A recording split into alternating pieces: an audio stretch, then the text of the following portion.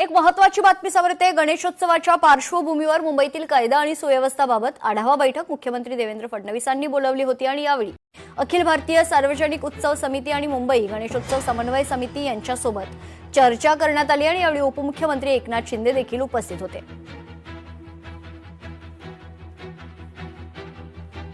आज सन्माननीय मुख्यमंत्री देवेंद्रजी फडणवीस तसेच उपमुख्यमंत्री एकनाथ शिंदे या दोन्ही मंत्र्यांशी आज गणेश उत्सव पूर्व आढावा बैठक आज झाली आणि त्या बैठकीदरम्यान बरेचसे मुद्द्यांवर चर्चा करण्यात आली।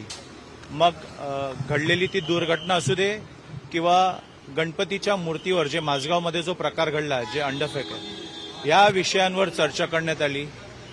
आज सरकारने आम्हाला आश्वासन दिलंय की ज्यांनी कोणी हे कृत्य केलंय त्या कृत्य आम्ही त्या माणसाला सोडणार नाही, त्याच्यावर 100% आम्ही कारवाई करणार। आणि विशेष म्हणजे गणेश उत्सवाला लागणारं जे काय पाठबळ आहे सरकार म्हणून ते 100% सरकारच्या बाजूने मंडळांना आणि मूर्तिकारांना देण्यात येईल असं आश्वासन आज उपमुख्यमंत्री आणि मुख्यमंत्री या दोन्ही मंत्र्यांनी आज आम्हाला दिलं आहे। आपल्याला महाप्रसादाबाबत अवेअरनेस करण्यासाठी आम्ही साधारणतः त्यांना 10 ऑगस्ट 26ला पत्र लिहिलं होतं।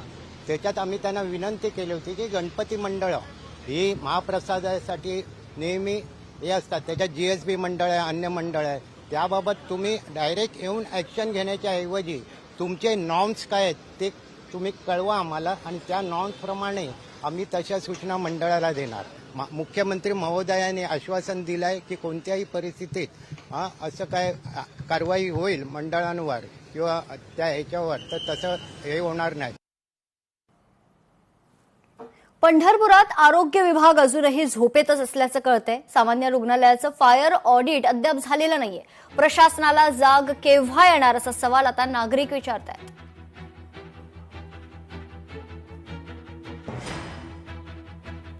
पंढरपुरात आरोग्य विभाग अजूनही झोपेतच असल्याचं कळतंय। प्रशासनाला जाग कधी येणार असा सवाल उपस्थित होतोय, कारण सामान्य रुग्णालयाचं फायर ऑडिट अद्याप झालेलंच नाहीये।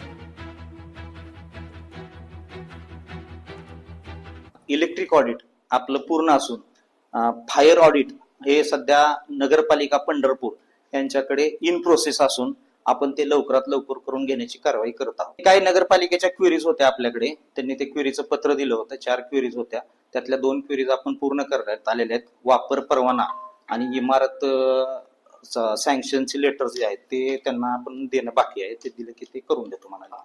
आपल्याकडे सध्या 7 बेड आहेत आयसीयू मध्ये, एकच आयसीयू आपल्याकडे, आणि लहान मुलांचा आयसीयू आहे तिथं 6 बेड आहेत आपल्याकडे। दोन्ही ठिकाणी आपल्याकडे फायर एक्सटिंग्विशर्स आहेत 2-2 तिथे।